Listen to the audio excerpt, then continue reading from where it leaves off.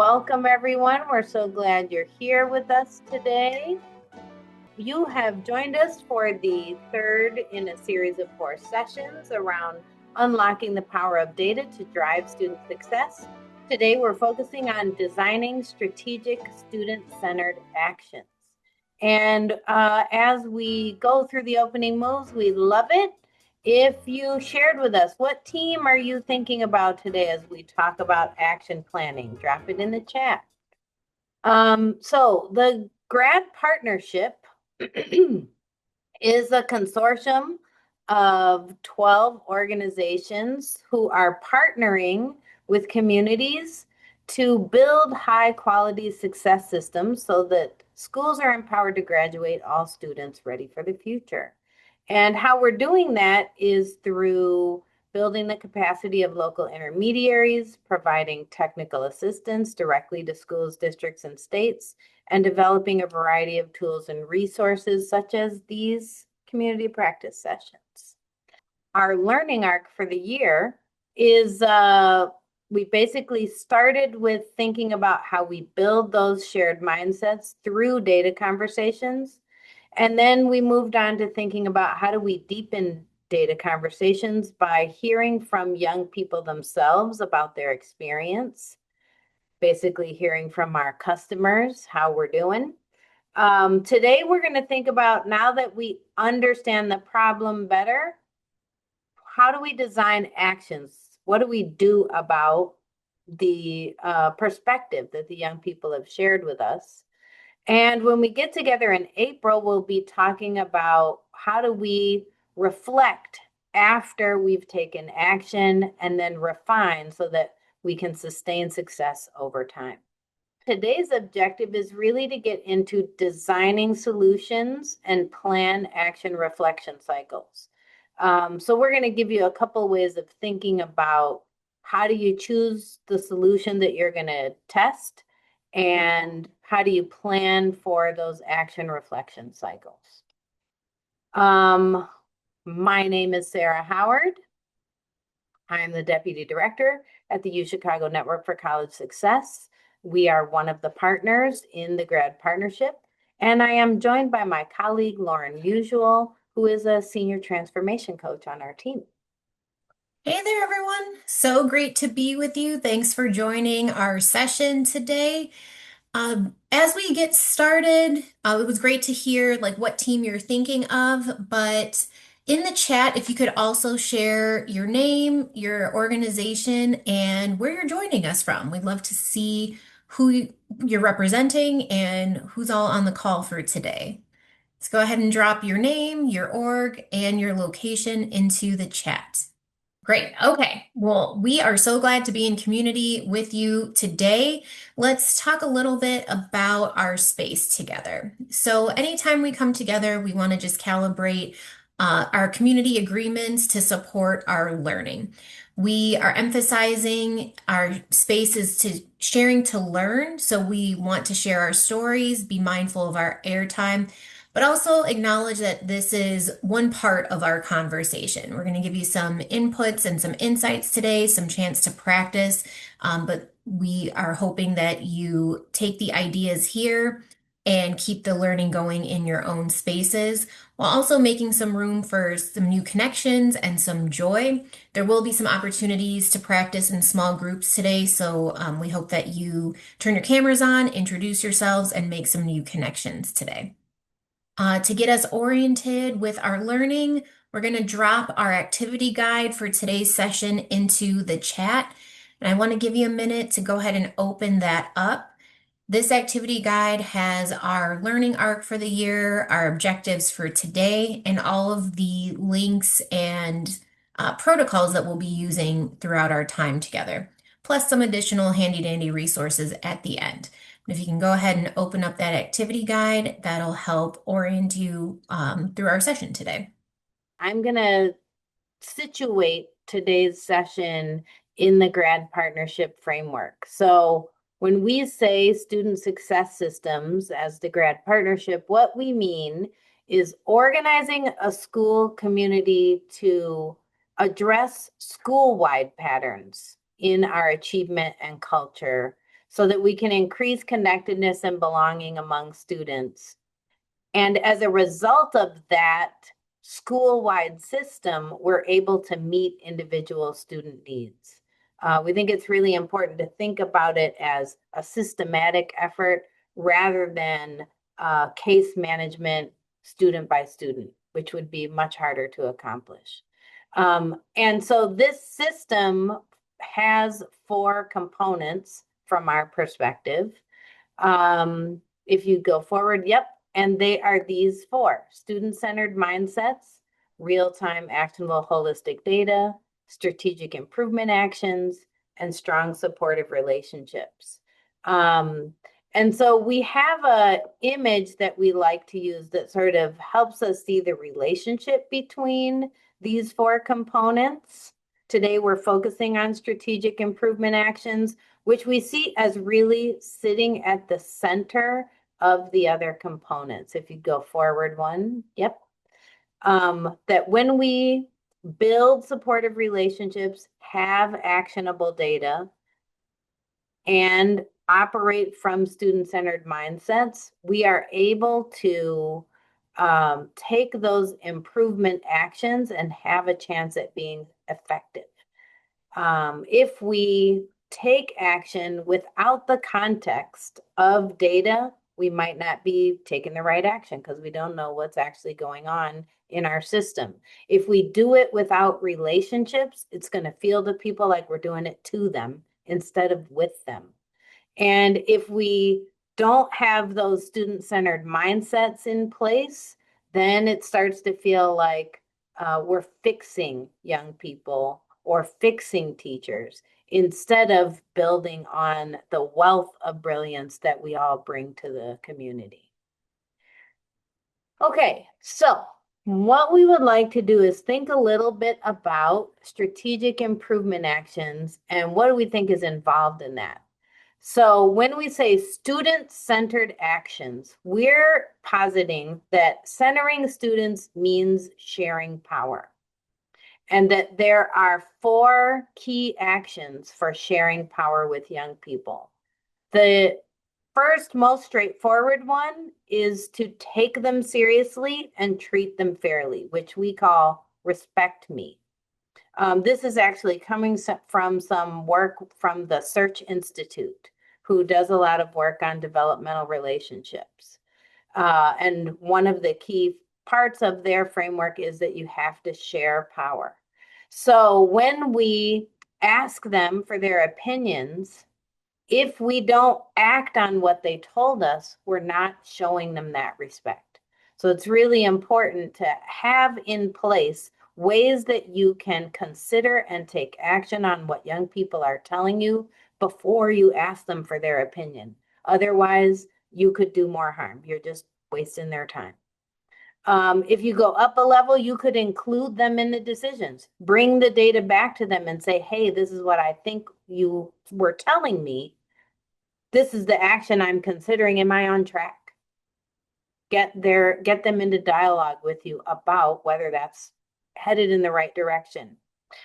And then the other 2, collaborate and let me lead, are really about building agency for young people, which is a key developmental task, especially for adolescents.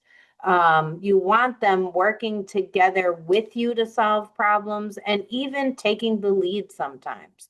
And that's what shows them that you believe that they're capable. So we're going to take a minute to reflect, thinking about this idea of sharing power. Go forward one. What we're going to ask you to do is, as a community, say where you are in terms of your confidence with sharing power. And so what I'm going to ask you to do in a second is, if you see on your screen at the top, it says Gina Phipps screen, and there's 3 dots to the right of it. And if you click on the 3 dots, one of the options on the menu is annotate. Once you click annotate, a toolbar will open on the left-hand side, and you should see a check or something right under the pencil. When you hover over it, it says stamp. If you click on that, you can choose whichever stamp you like. Take us forward one, Gina. And what we're asking is, how confident do you feel centering students in these ways? Is it something that's really new to you and you're worried about it? Or you feel pretty confident, you have a strategy for doing it? And if you would just stick your stamp where you think you are on that continuum.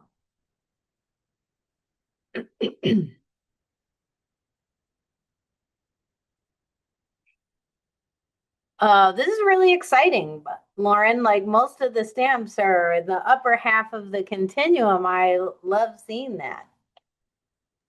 It's exciting that the tech is working for people as well as seeing their confidence levels are, on the higher side of the scale. Yes, I love it. Just noticing where we are with time. Is anybody willing to tell us why you placed yourself where you did on the continuum? I'll go ahead and share. This is Meredith from Pueblo. I feel really confident, I guess, in putting a 10 or close to a 10, just because I think that the way that I build my classroom around project-based learning, and a lot of teamwork, like collaboration, kind of in turn build this easy leadership model for youth. And so I feel really confident kind of allowing students to have a lot of autonomy and agency within their learning, but maybe just creating the structure to keep them structured. So the like edge of growth is, how do I help them stay on task when they're owning their learning? I love that. Thank you, Meredith. Really appreciate that. Such a concrete example. It really helps me see the picture of what you're talking about. So thinking about how do we start to move into student-centered actions that get us thinking about how we share power. When we talk about designing a student-centered action, we're not just creating a plan. We're actually building a process that is responsive, adaptive, and really centered on young people's needs. And so that means we have to have that real-time evidence-based data to inform our decisions rather than relying on our assumptions about what might be going on, what might be the cause of a certain pattern that we're noticing. It also means, and this is one of the hard ones, that we have to shift the focus away from what is easier for us as adults in order to ensure that young people stay at the center of the work. Um, we'll get into that more a little later. We also have to think about how do we get to the root causes rather than symptoms. For example, we might see that lots of young people are late to class. Without understanding what the root cause is, we might end up addressing a symptom to try to get to uh, getting young people to class on time rather than the real issue. For example, if we assume that young people are just being apathetic and kind of not, they don't have any hustle in their step, well, then we might hire some extra personnel to shoo them along in the hallway and get them to class on time. But what if we discovered from listening to them that it's about not feeling valued by their teachers? Then it's a different solution. We've got to get into dialogue about how do we make classrooms places where young people feel valued. And so this means we really have to use that qualitative data, the voice data, along with the quantitative data to understand what's at the root. And then in addition to that, once, as we have mentioned about sharing power, go ahead and click. Once we have that understanding, it's really important to co-design with the people who are most affected by the actions we're taking, whether that's students or teachers or the community. So we don't design in isolation. We do it with the people who are affected. And when we try something, we need to go back to them again to see, is it having the desired impact? All right, LPP. Awesome. So thanks, Sarah, for taking us through the criteria that we're thinking about as we're designing student-centered actions, the guidelines that are necessary. I want to talk a bit about the mindsets that we are bringing into the spaces as we're designing these student-centered actions. So one of our first non-negotiables is starting with a strengths-based disposition and the language that we're actually using in brainstorming and planning with our teams. Students are coming to our spaces with their own strengths and assets, and we want to ensure that we are using the protocols and the language that honor their strengths and assets that they're bringing. And we're asking our adults potentially to shift their practice, and that means that there can be some emotions tied to that. So having empathy for people as they're practicing, being vulnerable and sharing their emotions so that the adults can process and move forward. We're not trying to ignore that this might be challenging for people, but they do need a space and a container to process. Otherwise, it's just going to keep coming up. We also want to be mindful to include all of our stakeholders at all levels of our planning and the acting. Sarah's talking about this action reflection cycle and including our young people, our community members, our families throughout the entire process in that design, because that's going to continue to build trust and strengthen our routines as well. So to get us going in what this design for student-centered action looks like, we're going to pose a case study for us to practice with. So our ninth grade level team is our case study, and they've spent the last several meetings analyzing student outcome data for their ninth graders recently using an Atlas protocol to identify where their students were at in terms of on track and their GPAs. And they got really curious about how students were experiencing school, particularly those who were not yet earning a 3.0 GPA. So after they analyzed this outcome data, they honed in on this student group and collected some voice data through a student feedback survey. They have this voice data to better understand some experiences, and they're poised to generate some potential next steps that's rooted both in this outcome data and this voice data. So in order to prioritize and figure out what's the best next action to take, go ahead and click. You will be using an impact effort matrix. And so what this tool does is helps us prioritize what types of actions to take. There are many things that are coming out of our voice data, ideas floating around with our team members, but being able to sort and map our potential actions in this way will help us determine the amount of resources and energy necessary to carry out some actions. And it's important that we identify some changes that are small and manageable, something that you could potentially do next week, because that's going to lead to some quick wins. That low effort but high impact is the sweet spot that we're aiming for when we're designing for these student-centered actions. And so your team members, you yourself might be really excited about a really big initiative, but we have to be honest about how much time and effort and energy that's going to take and what can lead to some really great improvement in the shorter term. This could also mean modifying an existing practice, not necessarily coming up with a brand new thing. It could look like adapting an existing, again, practice or process that you have. And so we're giving you a list of potential actions coming out of this case study. If you go back to your activity guide, you'll see this impact effort matrix, and below it, a list of potential actions coming from the student voice feedback for this case study team. So in a moment, you'll be put into smaller groups, and your goal is to sort those potential actions to determine which ones should be prioritized for those quick wins. Again, low effort but high impact is where we're trying to live. It's going to generate excitement and motivation with your team and help us learn faster together. So the criteria for those student-centered actions that Sarah took us through are also listed in your activity guide, and that's going to help you, again, determine what is a quick win that could potentially be tried next week.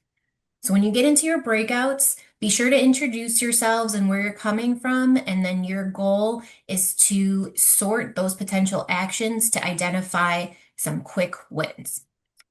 Sarah, anything to add?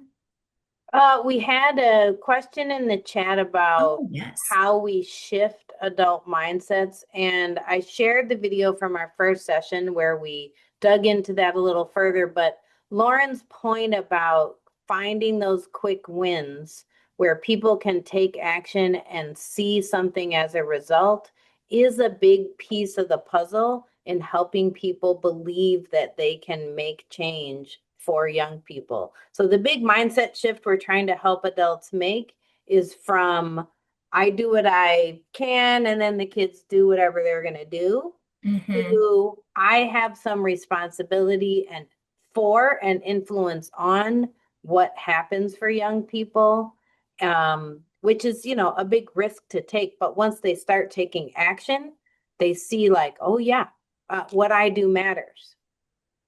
Absolutely. And then the belief shift usually follows after they see what that impact is of their action. Yeah. Awesome. Okay, Gina's going to open up the rooms for us. Again, be sure to introduce yourselves, and Sarah and I will be popping in and out to do some ear hustling and answer any questions you might have. Sorry, I know we got whisked back together. Ms. Dressler, right in the middle of your your comment, but I actually, if you don't mind, might lift up what you were saying in mid-thought to the whole group. Sure. I was just saying that some quick wins that are like sort of low or marginal, like teacher action, and then like also incorporating student voice might be allowing revisions and resubmissions on assignments, because that's allowing students, giving students the opportunity to like put forward their initiative, second chance, also letting them know, hey, we're here for you. When you improve, you can improve your demonstration of learning by resubmitting an assignment. And then also GPA and on-track mini lessons, like those are not huge lifts for teachers, but they also give students like more knowledge of how the system works to help them be able to then be more self-directed or also just like have more kind of ownership. So those are two things that like don't take a ton of money, or they do take like time, but not terribly. And they're improving a system as well. Like they're not just like if they happened regularly, they would be like could have a really big impact.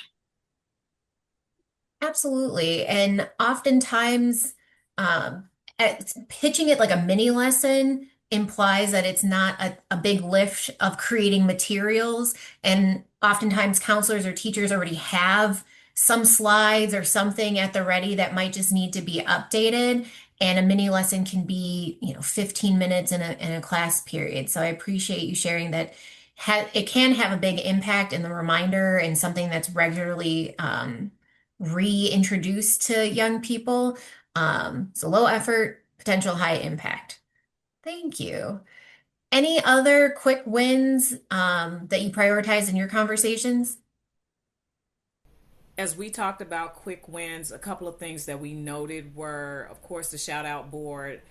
We had a dotted line from teacher data dive by GPA bands. It depends on the context. In our group, we have data people, so like we could generate that pretty rather quickly. We then toggle between that and major project, because the other piece of it is then guiding folks through diving into that data, utilizing a protocol in meaningful ways, and moving to strategic action. Wonderful. Thank you so much for sharing. And something that came up in our small group was, of course, these quick wins, it's about being discerning given your context. So something that might be a quick win for this group today may actually take more time with a newer team, let's say, who doesn't yet have a mini lesson for GPAs. And so if that takes more time to create, it might be just more on the major project side than a quick win. So we have to use that voice data to identify something else that's more within our locus of control. So it is context specific, but hopefully you got some ideas percolating after your conversations. Yeah, I just wanted to add that this is more about practicing the thinking of prioritizing than about finding the right interventions off the list. Yes. And so hopefully our tools that we're practicing with in the activity guide are templates that you can bring back to support your team conversations in doing similar brainstorming using your student data. So where we're at today, right now, you're going to have some time to practice using one of your quick wins. So again, back in your activity guide, below the impact effort matrix, below the list of quick wins, you'll see a table labeled practice time planning for action. So in this graphic organizer, we have an example for you of how to use these guiding questions to draft an actual plan. So as a group, you can identify one of the common quick wins that you talked about, or if you have something percolating for your own team, you can feel free to start drafting that. But again, like Sarah said, we're trying to practice this process and use these guiding questions to help you design for action. So you might have some non-closure in these conversations, but we're hoping you can get started and feel what this process is like to again bring back to your spaces. So below the orange row of example, you have a space to enter in your own draft plan for today and continue this conversation with your new friends in your small group. Any clarifying questions before you pop back in? Awesome, awesome. Gina's going to go ahead and reopen the rooms, and we'll see you in a little bit. All right, welcome back, folks. I hope you had at least a start of some awesome conversations in your breakout rooms. We want to just briefly debrief the process, whole group. So in your conversation, just come off mute and share what's one aha moment or appreciation you have about planning for student-centered actions in this way. An aha or an appreciation. I truly appreciate the column that asks specifically how students are involved in the process.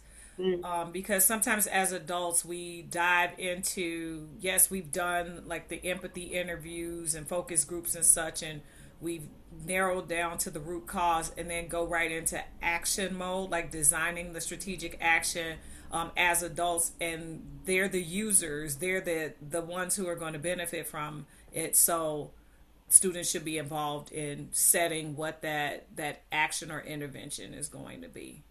Mm-hmm. Absolutely. Love that. Aim for one more. And one more aha moments or appreciations in your conversations.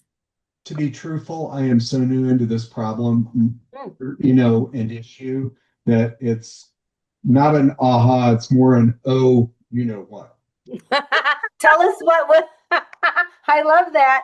Appreciate that vulnerability. What's standing out to you? What's making you have that reaction? Well, I think it's just because I am looking at where our greatest needs are right now in our part of the state, is maybe looking at something that is non-traditional. And I think, Jared, that I am delving deeper into these rural districts that are looking at online programs, developing their kind of online statewide program as a way to keep their district afloat. But what I'm also noticing is very low graduation rates, and how we can address that and kind of determine what are the root causes and how can we build a student success model into something that is completely online. Mm. And one of the points you mentioned earlier too, Dave, was even just asking the question, how are we collecting feedback from our students and what's the frequencies? How, like, what's the method we're using to collect it? How often? And how are we then going to use that data to structure our programming and supports for them? So that asking that question in your spaces could be your quick win action step. And then what comes out of it will lead you down, hopefully, to some root cause analysis and other supports. But at least starting with how are we going to collect this voice data? What does it look like? And how often could be a really great start. And could be pretty straightforward, Google Mhm. form, exit ticket, it doesn't have to be complicated or expensive. Totally. Okay. So back in your activity guide, again, thinking about this as an action, reflection, action cycle, we have a reflection template that will guide your conversations once you've tried your quick win in your action plan. And so this reflection is going to ask us, how do we know this thing is working and for whom? So it's really crucial that you intentionally plan for reflection time with your team and just hold that space so that you can build that muscle of action, reflection, action, and make those real-time pivots to ensure that you are doing what you set out to do and that your students are giving you that real-time feedback as well.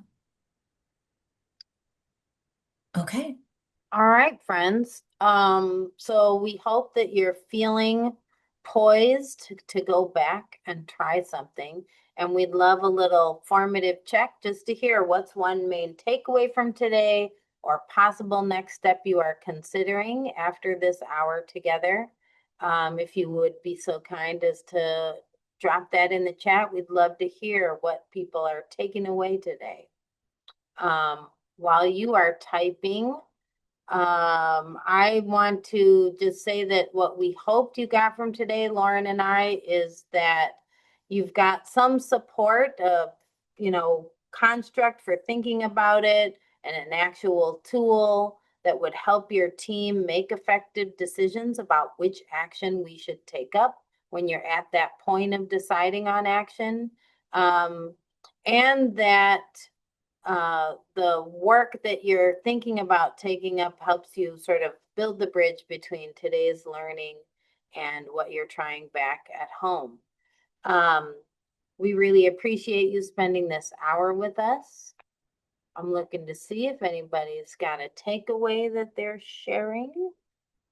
While you're doing that, I'm going to say, oh, there they come. Here they come. Awesome. Thank you. Kristen said, being intentional and asking questions to think about what's missing or what's needed to get the job done. I hear that in the, what are we aiming to do? Who is it impacting? How do we know? Love that. Key actions for sharing power is a great way to open up the conversations with educators. Absolutely. It's a great starting point. Absolutely. And we've seen so many teams with Dave's issue that, we have a lot of conversation and then don't determine the next step. And so that action orientation is really important. Love those. Thank you for sharing. We thank you for spending this hour with us. We'd love to have your feedback. It's a very brief survey. The link is in your activity guide, but Gina also just put it in the chat to give you some easy access. Our next convening is on April 23rd. And there we're going to talk about that reflection process that Lauren just mentioned, the importance of intentionally making time for team reflection and what that can look like. That's at 1 p.m. Eastern on April 23rd. We would love to have your feedback. But that's it from us. Lauren, anything to add? Feel free to stay connected with us. You have our emails, I think, in the registration email. You can find us on LinkedIn or social media. But we really appreciate having these initial conversations. And if you want to keep them going, just reach out. Thanks, everybody. Thanks, everyone. Enjoy the rest of your day.